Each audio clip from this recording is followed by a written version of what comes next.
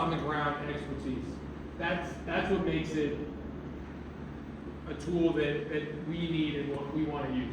So the idea behind Ashwell, the subdoc platform is, right, guided intakes, and I'll show you photos, but LPs can fill it out. AI, we have an AI tool over it where you hit submit, it tells you what you're missing or what you filled out inaccurately. It's got a chat bot that's built in that can answer your questions.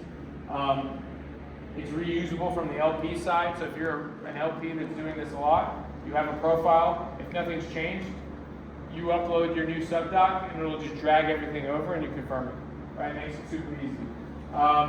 The data on the fund side, that's enormous, right? Being able to track your 30, 40, 50 LPs.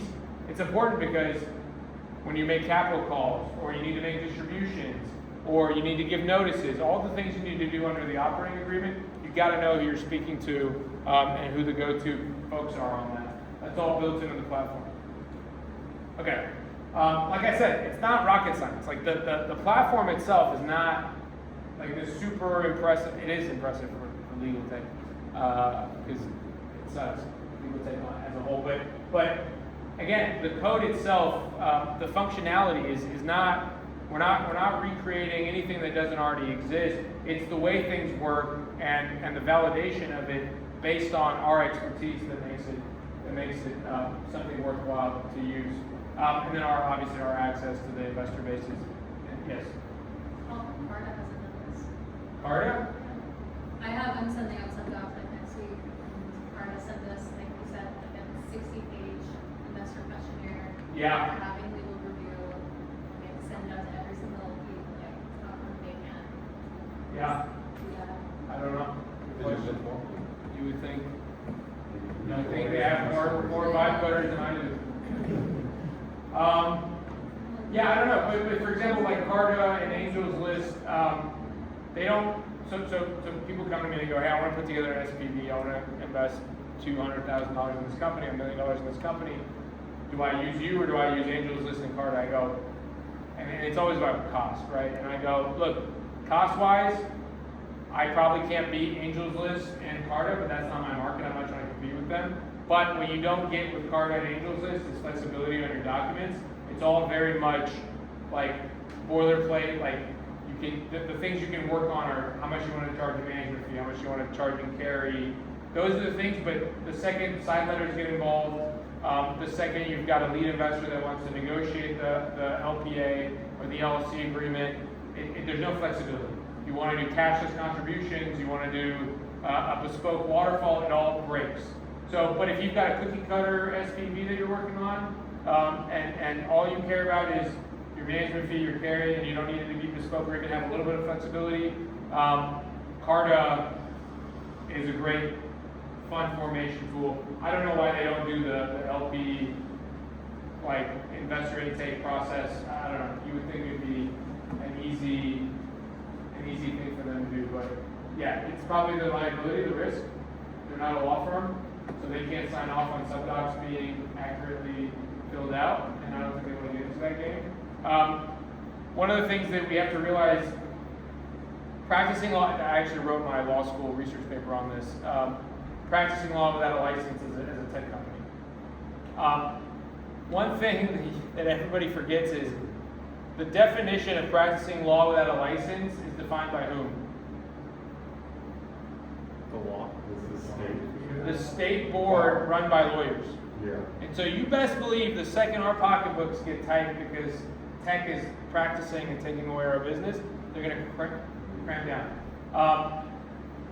It just hasn't happened yet because it's not there, but you could see a world where, yeah, AI is like, it's like a robo-taxi, like it's doing it all, right? I don't know if it'll ever get there, but it is. Like, practicing law without a license is gonna the definition of that, the state boards are gonna step in, and it's gonna, I think it'll change. And maybe not. Maybe enough money from these AI folks flows to the top of the boards, but the boards are representatives of lawyers in the state. We vote who goes on the board. It's democratic in that way, so that should fix that issue. But yeah, the definition is set by the state boards. people who represent the lawyers on those state boards are voted on by the lawyers in that state. And so that's something that I think we should be mindful of, especially for AI creators or tools.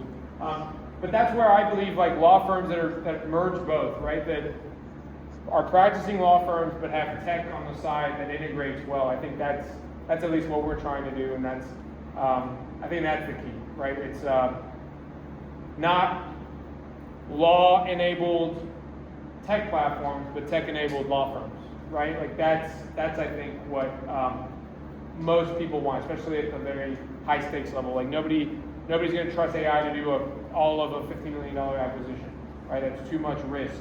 You're going to pay somebody to do it, and you want them to use AI, but you're not going to just trust it with that much money. Maybe just not yet.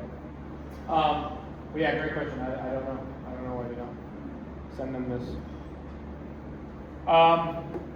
These are just screenshots. They don't mean anything, but as you can see, you can go in, you can see a lot of these funds have multiple funds, right? They're fund managers. They might have, I have a client that's got, probably we've done 10 funds this year alone with them.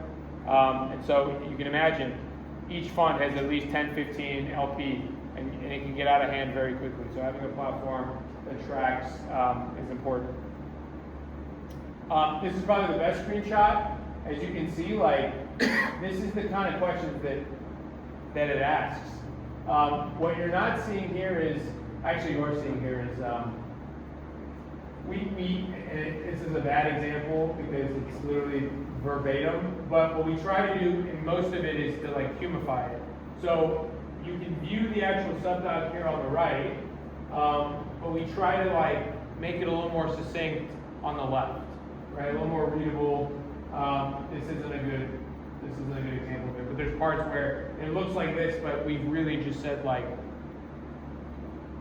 in 2 sentences, this is what this is asking, so that someone who's not a lawyer, right, isn't overthinking it and making the wrong choice. So I have a quick question. Yeah. Because I think we have folks in the audience who work in large industries who might be like trying to figure out how they use this, but how much effort does this take for like your team to build, contract and effort? Like what was this? To be honest, the hardest part is just finding time. We've just been so busy. Like again, we're a boutique, and so we just get so slammed. To be honest, the biggest bottleneck has been us, not even our vibe coder, my friend. Like he's been, and by the way, I call him a vibe coder, and it maybe has a negative connotation. Like he's a smart guy. He's a data scientist. Like he was a data scientist for big healthcare companies. He's not just some guy with like a Claude code account. That's funny how vibe code became negative, but it should not be negative. No. It's not easy when you're built, because you put your expertise. That's the main Right. value. It's not about vibe coding. It's about expertise. Right. To run it up. Right. Yeah, that's right. Yeah, and so very smart guy, and the data security piece is important, and he's really well versed in that. Obviously, there's very sensitive information that goes in there. The data extraction piece is super important. But yeah, I was the biggest bottleneck. My associate was the biggest bottleneck, just getting on calls and going. But this is the beauty of like the world we live in today, where he can give us an MVP like very quickly, and then we can go in and go, oh, we're almost there, but this has to happen before this, and we need this, and then 2 days later he comes back to us, and again, we're iterating, versus like back in the day, like, I don't know, it was a lot more tedious. The feedback loop was a lot longer. Yeah. Curious to know your investment process is high, and you're doing multiple iterations, and evidence is like the tool here, the goals where I say it's like you're not. Yeah. So what happens a year from now, launching things happen in the world of people, what happens to the tool itself now? What's the possibility? And able to update new information, update. Yeah. What can you tell us? Everybody's here with industries, and how can we go to maybe build tools like this, and making sure that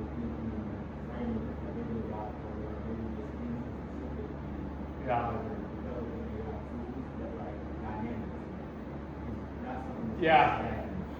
Yeah, so at the end of the day, and this is where my economics training comes in, it's not just about updating if the rules change or the laws change, but if you want to add new features, you want to extend features, or even if you just have glitches. Glitches, you're vibe coding, so like you're going to have glitches, you're going to have issues, people are going to go on and go, hey, this doesn't work, or that doesn't work, or I'm inevitably going to have clients, like I want to sell this to not only, like I'm not only going to use this thing at my firm for my clients on their fund formation work to help them save time and money, and it's free for them because they're my client and they're using my legal service. But I want LPs to use this and force other funds to use it, and they can use it for free, right? They don't even have to use my legal, as long as those LPs are like, wow, this is great. It makes every other fund filling out easy for me. I want to keep using this tool, but inevitably, I also want other boutique. I think, and this is a separate thing, and I'll bring it up later, but I want other firms to use it. I want other firms to look at it and go, oh, that's great. Like, let us use it. Can we white label it for us and use it? Yeah, sure. To answer your question, you got to just, right, like it's the obvious. Like, if laws are changing, you got to stay on top of it, right? It's a product. You got to, just like if you're selling, I don't know, nicotine gum or whatever, and the nicotine laws, the FDA changes rules, you got to stay on top of that. It's your business. You can't put out things that are illegal, and I didn't know it was illegal. It's not an excuse in this country. But one thing I did, and this is where maybe my economics training comes in, like the guy who's building it, I'm a firm believer that you incentivize people with upside. Like if I pay him just to build this, he's not going to put his back into it. He's not going to care about it as much as I care about it, right? There's no agency there. So to create agency, what do? It's the same thing that private equity firms do. It's not a new concept. You make somebody an owner, or you mimic ownership. And so he's a part of the upside. I said to him, if I'm able to sell this, right, you don't get a piece of whatever I use it as my firm for, because that's my business, but if I sell this and someone gets a subscription to this at a private equity firm or at a law firm, I want you to have a large part of that upside, as long as you're still working on it, building it, fixing the glitches, maintaining it, white labeling it, right, make him a part of the ownership, right, and if you can find people that are excited about that believe in that and see the upside of something that they're building, and want to be a part of that and continue to be a part of that, like that's the best way to fix the glitches and the maintenance and the updating and things like that, because I can't do it. And I'm sure I can give it to somebody else to do it, but at times the learning curve is too steep. Yeah. Can I answer that from the point of view of a developer? Is if you need new features, you need new code. But the big thing about AI for developers is it allows you to walk into a code base you know nothing about and very quickly start making changes instead of having to sit there and understand it for hours, right? So like your ability to just get any programmer to come step into the software to be able to change it is now dramatically increased. Because like before it used to be My guy's percentage just went down. Yeah, you'd have to shop around. You'd have to shop around for developers because they look at your code and tell you no, right? And so you have to find developers who would tell you yes, but not pretty much every developer is going to tell you yes because they can just step into any code base now. Yeah. So your ability to keep things maintained over time is going to be a lot easier than it's ever been because you'll just find any developer to do it for you. And in terms of long-term maintenance, I mean that's just like such a developer-centric question as to like what's the trade-offs of how much I prepare for ahead of time. You can't really answer that, but most of the time developers are going to tell you to not do it up front because it's just going to complicate things and make it more difficult and just refactor it later. But now it's too fast to refactor. Yeah. I mean, it is. Yeah. We can tell you not to do it up front because they won't do their job. Yeah. I mean, you can say that, but the thing is, the more complexity you add, the more brittle it becomes. So, simpler is usually better. Right. Yeah, it's a classic joke of like the code that's perfectly documented with every edge case tested in advance never gets used, whereas like the hacky thing that you like scrap together on a weekend is then part of technical deployment. Yeah. But Can you talk me through how you're thinking about pricing, especially in legal tech? There's like a few different paradigms that are coming up. There's like token based, there's like value based. Like, can you talk about how, based on your understanding of your clientele, like what pricing is going to be best? Yeah, and by the way, like, this isn't live yet. We're working really hard. And again, it's been because I've been the bottleneck, but we're very close, as you can see from, and it's not complicated. before I answer that, let me tell you what we've had to do because this didn't exist. So actually, Cooley has a product that's similar to this called Vanilla. They've had it for years, but this is why not all lawyers are able to build tech and vice versa, right? Like, it's awful. It's so bad. I had a client come to me and they were like, "We want to move because Vanilla is not great." I'm recording and I'm shit talking Cooley. Just blurt that out. Vanilla is not good. They can make it better. But they were complaining about Vanilla, and but the one thing they were like, but it does allow us to export the data, which is nice. But otherwise, it's got the right idea, but it's not executing on the idea.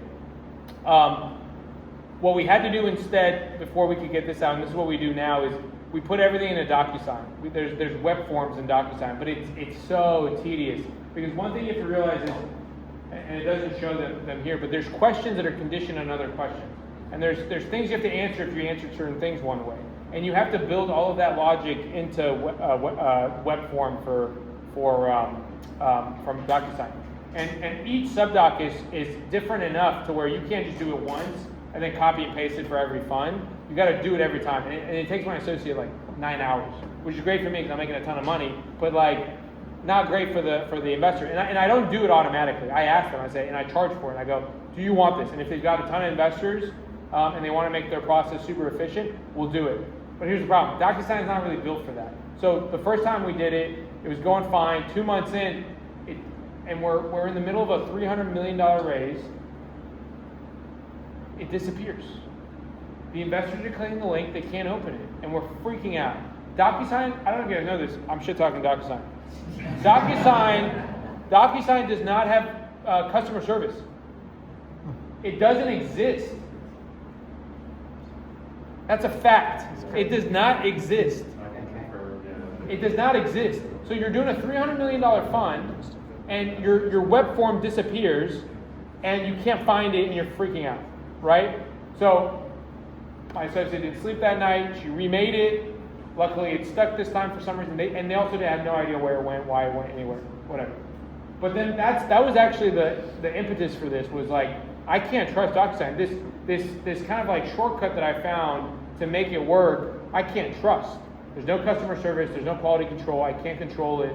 And when you're doing a $300 million fund or a $1 billion fund or a closing, that you can't take that kind of risk the day before closing, right? So the vibe-coded software is more reliable. Right, yes. Right. So to answer your question, how do you price something like this? On the legal side, it's just priced into my flat fee for the fund stuff, and I base it on the amount of time that it takes an associate of mine to do it. But then I think about, okay, I work backwards, and maybe this is the economist in me. I think, how much time would this save a fund in legal fees? Okay, if it saves, I think on average it could save anywhere between 30 to 60 hours of legal time.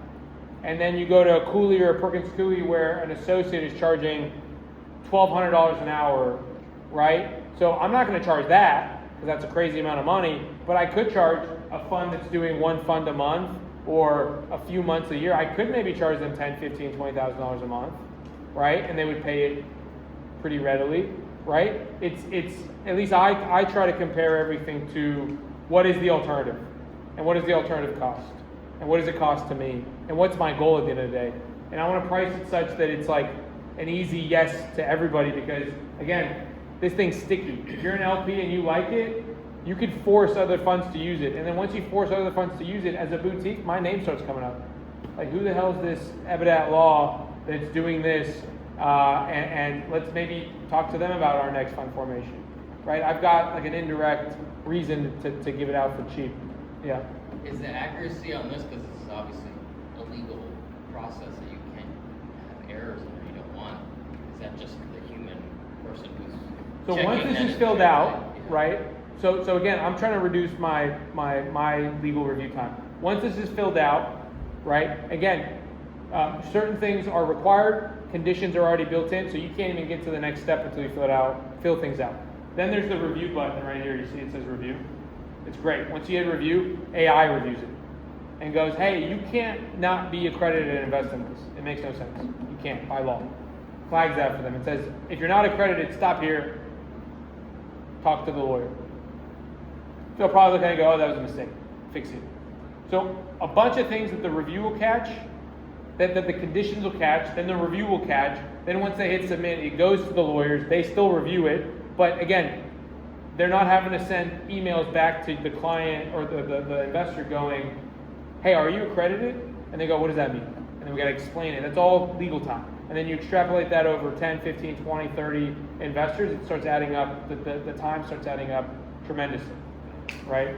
Does that answer I your think it's question? also all deterministic. It's not using AI to fill out all these forms and come up with them on the fly. It looks like the documents exist, and it's just filling them out for you.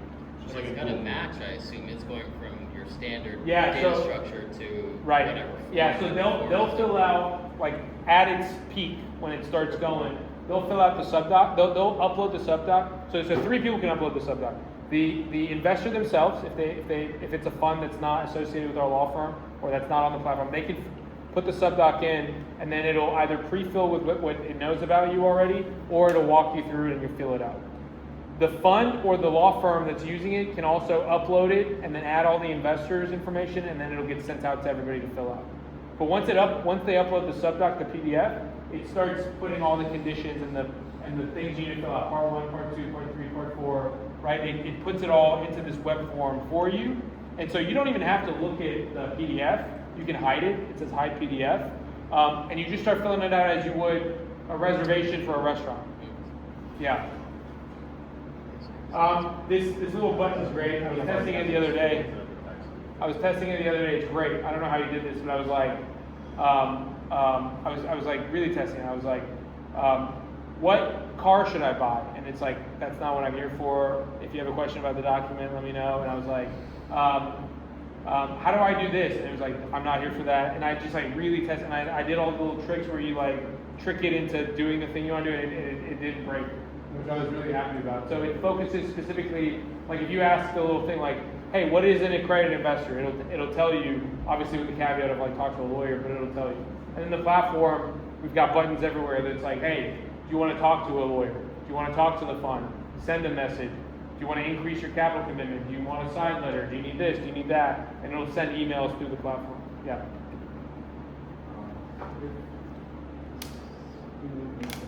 Sorry, I can't hear you.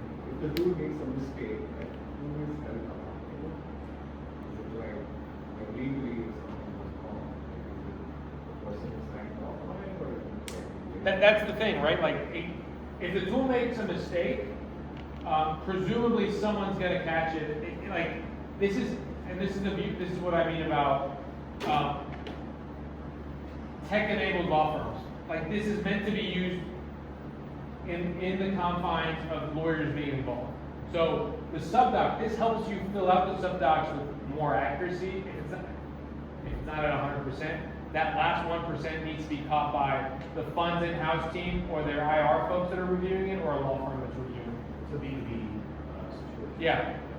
And if you don't get it, then If they don't catch it, then just like every other fund, right? They close on the subdoc. They may never catch it until an SEC audit happens, or an SEC audit never happens and nobody ever catches it. But the big things, like as part of the process, like someone's got to review it. Again, you're getting into like the rules. Like for example, under SEC Rule 506B, for example, you can self-accredit to be an accredited investor. I don't need to verify with like bank account information, right? You tell me you're accredited, I believe you because I'm using that exemption to raise my fund. That's it. All I need you to put is yes. If you put no and I close on you, and the SEC comes around and says, hey, I want to do an audit on all your stuff because you got somebody reported you for whatever, and we're going to look at your stuff, and then you said no, and I look at it, and the SEC looks at it, and goes, well, this guy's not accredited, is he? And then we're like, I don't know. And then they check your bank account, and you're not accredited, and we close on you. There may be an issue. There may not be an issue. I don't know. Right? That's from the SEC this side. I think part of the thing here is it sounds like what you're doing is you are actually, if anything, instituting another layer of check. Right. Because in most traditional funds, it's full manual entry, questions get sent manually, answered Exactly. manually, and then the review is manual. Here, there is like pre-review. Yeah. There's If a anything, the first- accuracy should be much higher because not only does it force you to not make errors when you're filling it out, it then reviews it for you before letting you submit it, and then once it's submitted, that person looks at it one last time and goes, okay. they've said everything's fine. Other question I had was around data security.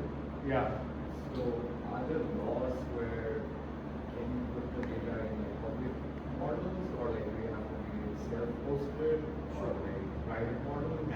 I think another thing to clarify here is like the tool that Soho built, this is not like a model-based tool, there's not like necessarily intelligence behind this. This was a tool that you built with AI, but it's to do a very simple task. It is processing a PDF and it is doing a review, so that data does go There- to there is AI AI. somewhere. Okay. Do you know what language model this is using? No idea.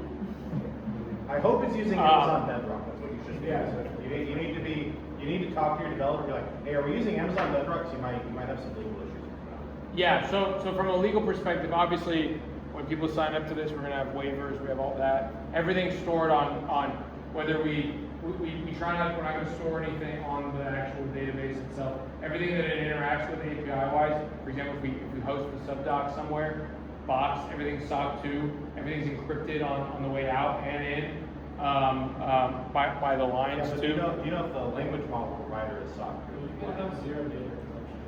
Yeah, that's what I'm saying, that's what Amazon Bedrock is for, it's zero data. Yeah, I'll confirm, but I think like that's been the number one thing for us is like everything that we touch, every like I don't even want to store anything on the site because we're not going to be SOC 2 for a while, right? We're going to do a penetration test, but we're not going to be SOC 2 for a while. But everything that's stored, everything that goes anywhere API, it needs to be SOC 2. Okay. And then the other thing we're going to do is also, this is just because it's first coming out, I'm not going to let people put in like super sensitive information, like where it asks you for the social security number, I'm not going to ask you for that.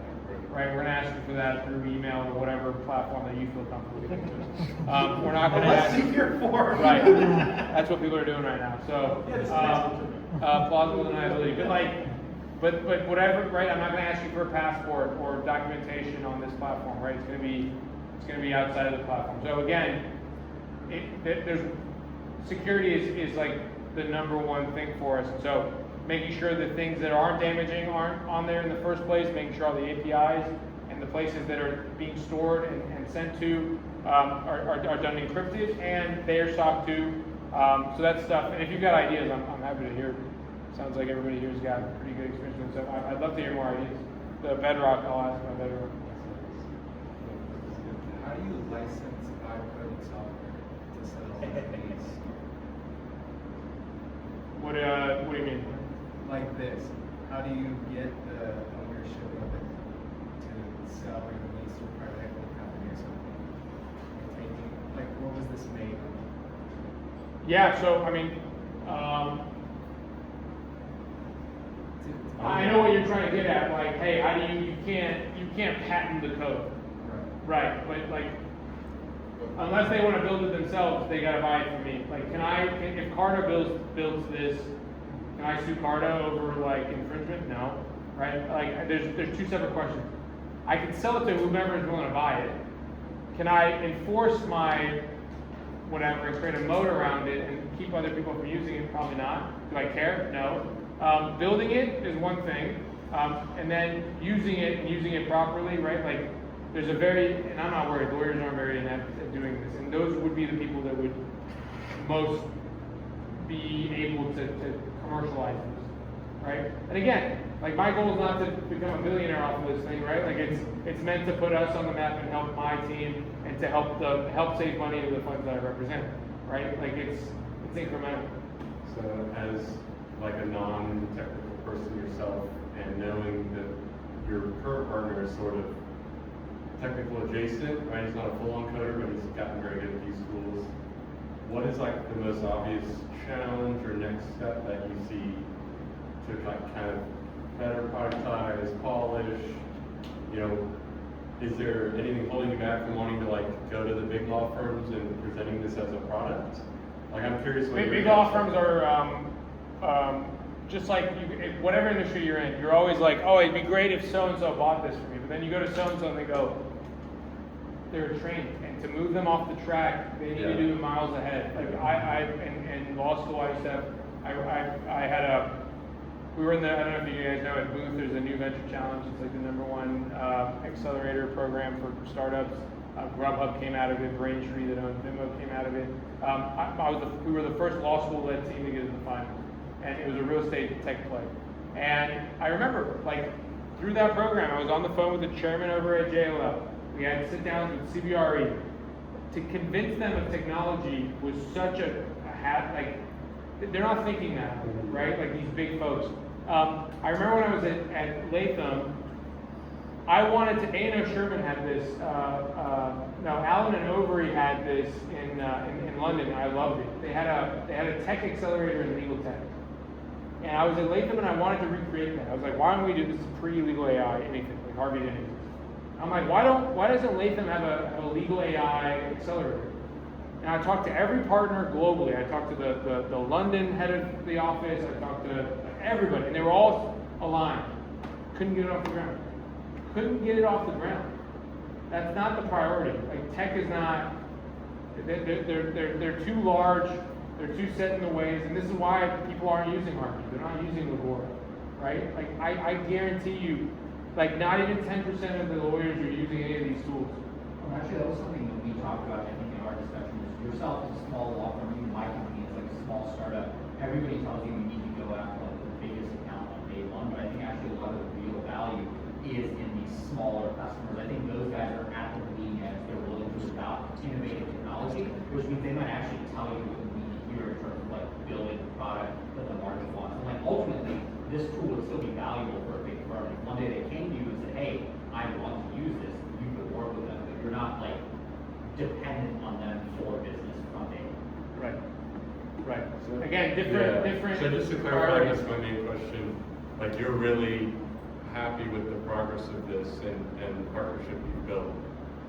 You see the trajectory staying the same as I can build this as something people will adopt if I can sell it.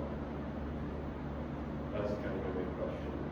Or is there like an obvious, like, I'm not in the software world, I've coded this, I have a handful of people, but to get to the next level, you know, I have user adoption, I have scalability, like, maybe you're not thinking about those things, but I'm just curious if Yeah, there's like your own roadblock. Is there any that are obvious yet? The answer to that, and this is a bad answer, but it's the truth, like, I'm too busy to think about running a legal AI business. Totally. So I'm the customer. This is for me. And if other people find value and they want to buy it, and beautiful. Yeah. Right? But I'm not, and if it gets to a point where I'm like, man, this is really good, it's been really well tested, I've got a few friends that are at these law firms or and by the way, like, I'm at the forefront. There are maybe 5 good boutiques like mine in the entire country. They just don't exist on the corporate side. They don't exist because it's really hard. The big firms just have such a monopoly. A lot of folks that work at these big firms went to prestigious schools and they work at prestigious law firms, and lawyers are risk averse. Like if lawyers were less risk averse, they'd just be bankers, right? So the risk tolerance isn't there. So, but I think when AI really takes a foothold in big law, which I think it will, the 30 or 40% that become redundant, what are they going to go do? They're all going to go move into boutique firms, or they're going to join smaller firms. And I think firms like mine are going to find there's going to be more of us.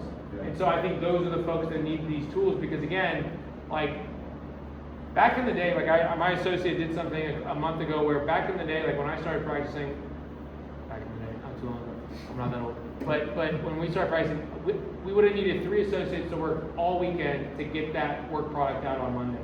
My associate with AI did it all on her own with me just reviewing. Right? So like it's streamlining your boutique and your capabilities, right? Right. And I have to because I'm not in the business of, I'm not the, we all know the country that sends 1 million people to the front line. I'm not that, right? Well, we don't have the bodies just to throw at it. And we're not trying to be that. My main question for pressing this question is because you had shared with your coder has equity. If it's only your boutique using it, you won't necessarily ever see. No, I have an incentive to get this out there, right? Like I talked about the incentive. Yeah. Of how do you others use it, and how would that happen on a technical front? It sounds like you're on a good path. Yeah. And then people always ask, they go, well, why can't Cooley or Latham or whatever build this? Yeah, they could. Yeah, but it's really hard. It's really it's not hard to build this. It's hard to find the people and the time and the energy and the sign off. Again, it's a train on a train track. and you're asking it to like move an inch, but it's hard to move a train on a train track an inch. Yeah. It can also be hard to get non-tech people to trust technology too, right? Like paper works for us, so we're gonna keep using it, or we've been using DocuSign for 6 years, we're gonna keep using DocuSign. Oh, when DocuSign first came out, people didn't believe in it, right? Like lawyers were like, no way, man. A digital signature, wild, Yeah. right? So I remember listening to a entrepreneur show podcast with some guy telling a story, and he started in the early 2000s, and he had this great document management system that was going to save lawyers so much time. And he went nowhere Yeah. for year after year after year. Why should lawyers arrange to save time? That's how they make money. Right. And then the financial crisis hit, and all the in-house lawyers, the corporate lawyers, their budgets being cut, Right. and they're not making more lawyers. And they're Right. his customers, Exactly. and then it sort of spread there. Yeah. He did okay. Why is this big law going to buy your thing and bill less time? I'm lost. Yeah. The only reason. And by the way, I don't think, this is not I don't sell this to Big Law. Well, other than corporate law. Yeah. So the only reason you use it, it sounded like, was it's faster, and your guys don't have to spend the whole weekend. Other than that, you're billing less. Yeah. So, what's your incentive? Other than you're an entrepreneur to sell other. Yeah, again, because I'm trying to build a name. So that angle, right? There's that. So you're actually gonna make less money with using this tool, at least billing less. Yeah, at scale, I'm gonna make less money. But again, that's a short-sighted way. Like in a world where you can make all the money in the Needs world. more business though. Yeah, that's what I see it, but I'm. if he doesn't build it, somebody else is gonna build They it. use it internally. eventually, yeah, but then he'll bill less and use the tool. Yeah. Why did he do it before he has to bill less? I think it widens his You're opportunities. providing. I'm just saying, Yeah. that's the law firm billing model is going to change. You know, They need a blue book. Maybe it's changing now, maybe it isn't. But the other question is, I heard some guy analyzing AI business model, and he was saying law firms are in big trouble because, I don't know if these statistics are right, but he said 80% of what they charge for right now is for legal research. And the other 20% is actual being a lawyer and signing and knowing exactly how all that works. But the actual collecting all the information before you apply your law skills is 80%.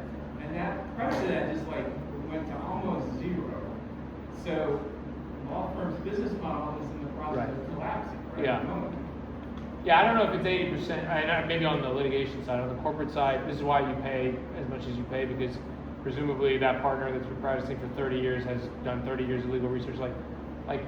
Even in my career, like there's very little I haven't already seen or isn't adjacent to something I've already seen, right? So that's the difference between me and my associate. I have to explain to her, okay, you just saw this new problem to you, but here's the steps to solve it, or the questions to ask to get to the right. On the corporate side, we're not doing as much legal research. To answer your question though, my fund formation practice is the one practice that I actually flat fee everything. Yeah, I heard that. Yeah, so for me, if I can cut down time, associate time, because I'm not charging less. So that's great for you, yeah. Yeah. When you have a tool like this, you can definitely make more money now. Right. You Yeah. can just do more. And by the way, I don't know if you know how much these associates are getting out of law school, but like they're expensive, right? Like first year associate in a big firm is making $250,000 with bonuses, right? Like guaranteed.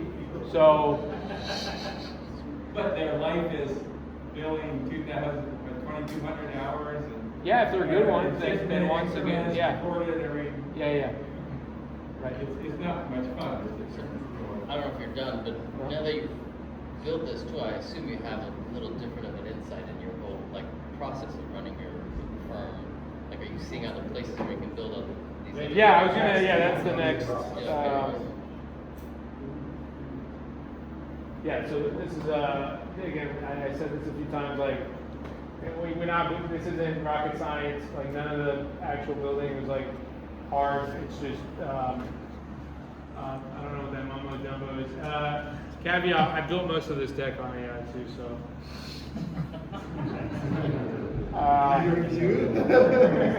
I barely, Yeah, that's probably true.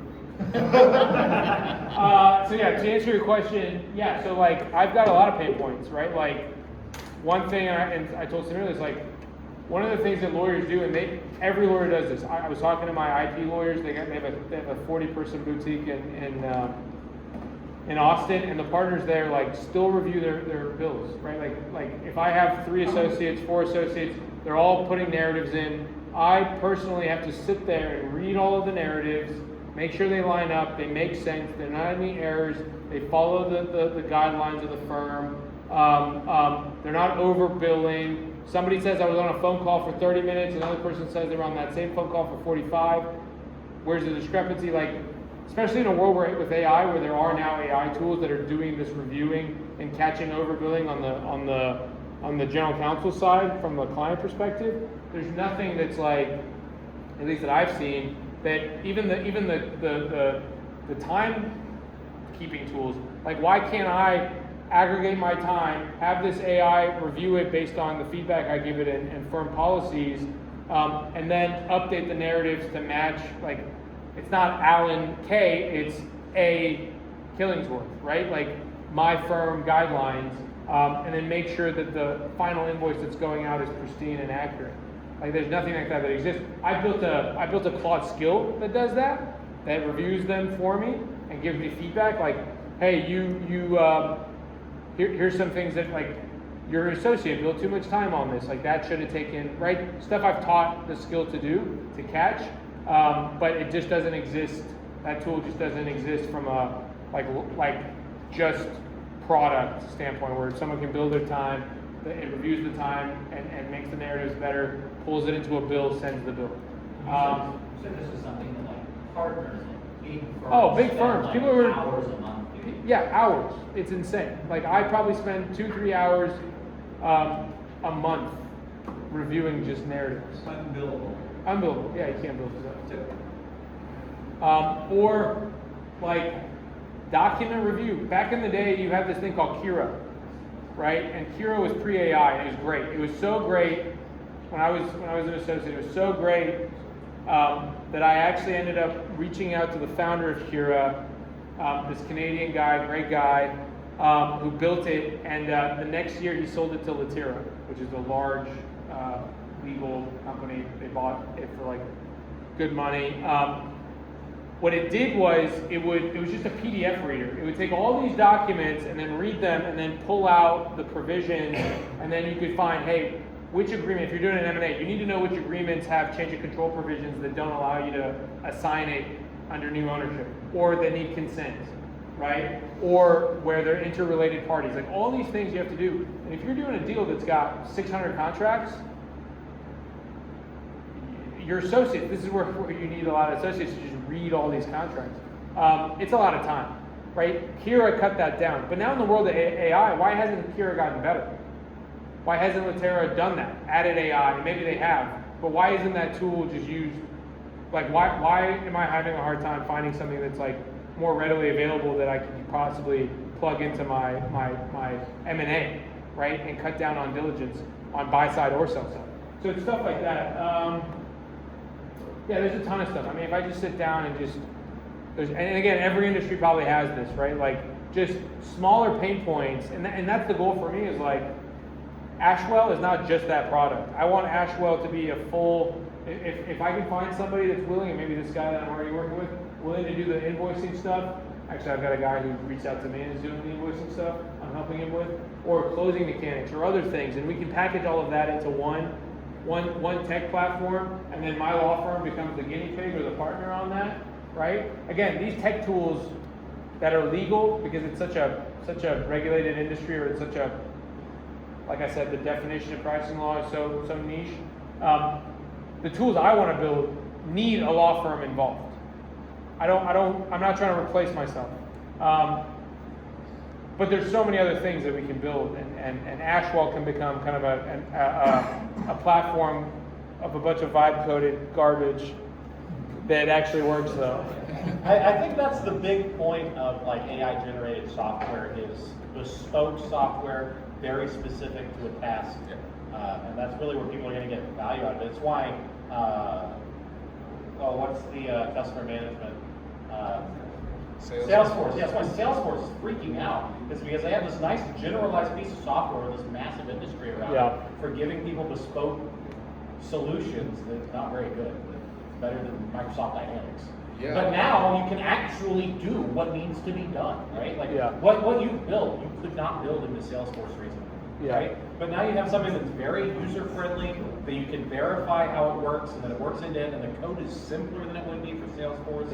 And the only thing you don't have is their Einstein search. You know, like it's kind of a no-brainer for a lot of businesses that are like into that. You build it specifically for you, it may not fit another law firm or another boutique. They're, like as you said, the law firm or bigger law firm has a train, but from my perspective of ERP development, the custom ERP development, why I wasn't that niche, because some firms could not afford to go with Microsoft Dynamics because they had to change the way they work, because Microsoft Dynamics puts them in some framework, puts them in some loops that had been invented by somebody.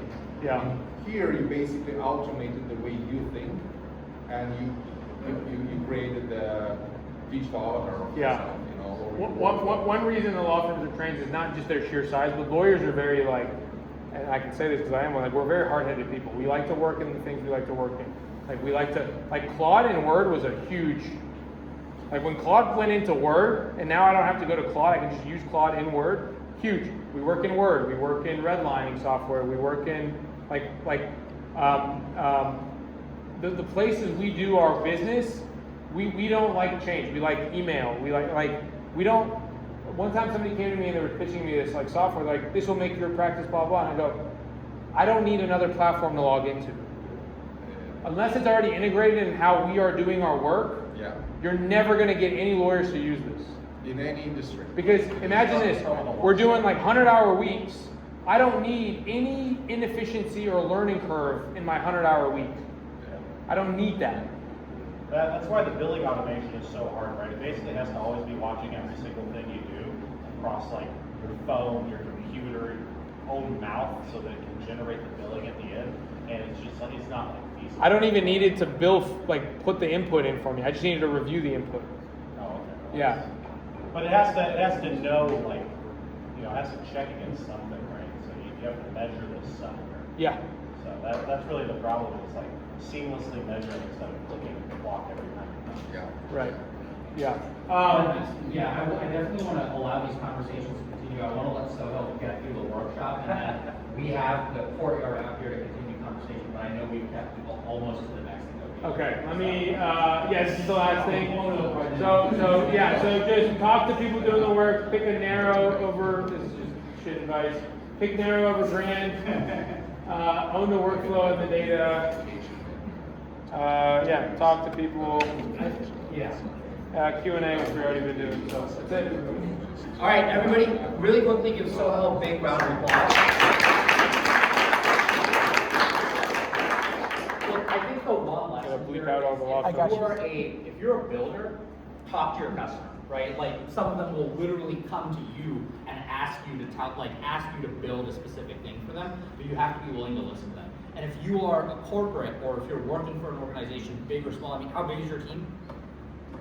10 people, right? And like with one other vibe coder, they built out a tool that's now like saving them time, valuable for their customers, and valuable even for like their customers' customers, to the point where it might be a source of new business for you because your LPs and the people working with your fund want this to be used in like the rest of their life. And it's a simple thing. This was not like some big frontier model. It's a very simple, sort of unsexy problem, but it's real value.